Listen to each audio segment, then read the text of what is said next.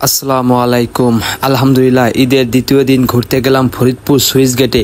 তো এই সুইচ গেটে দেখতে গেলাম যে দেখি অনেক লোকজন আসছে এই পানি দেখার জন্য। সুইচ গেটে যে পানি পড়ে, যে পানি যে যাচ্ছে এই যে ব্রিজের নিচ দিয়ে, এখান দিয়ে অঝরে পানি যাচ্ছে, খুবই দেখার মতো একটা দৃশ্য। এখানে অনেক লোক ঘুরতে আসছে ঈদের দ্বিতীয় দিন। তো আমি যখন গেছিলাম তখন 5টা সাড়ে 5টার দিকে গেছিলাম। তো এখানে লোকজন কেবল আসা শুরু করছে। আমি একটু নিচে গেলাম, নিচে গিয়ে আপনাদের পুরো ভিউটা করে দেখাই, তাহলে আপনারা দেখতে পারবেন যে কিভাবে সুইচ গেট দিয়ে পানি বেরোইছে।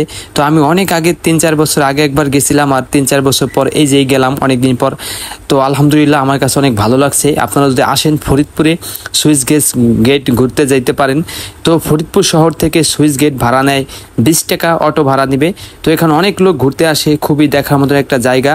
আর এই পাশে যে নদীটা রয়েছে, নদীটাও অনেক বড় নদী, আর ব্রিজের উপর দিয়ে অনেক গাড়ি গুড়ি যায়। তো এখানে যে ভিউটা রয়েছে, এখানে দেখতেছেন অনেক ছোট বড় সবাই ঘোরার জন্য আসে।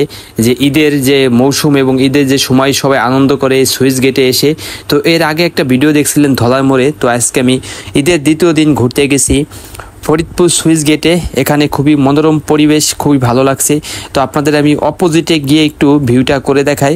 তো এই পাশ দিয়ে আমি উপরে উঠে চলে আসলাম। তো এই যে হচ্ছে ব্রিজের উপরে যে ভিউটা, সেই ভিউটা দেখতে পারতেছেন।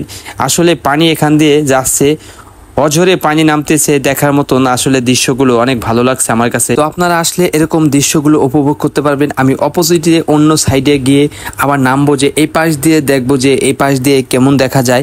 এই জন্য আমি এই ব্রিজের এ পাশ দিয়ে থেকে এ পাশে আসলাম আপনাদের শুধু দেখানোর উদ্দেশ্য করে, আর ঘুরে ঘুরে দেখানোর উদ্দেশ্য করে।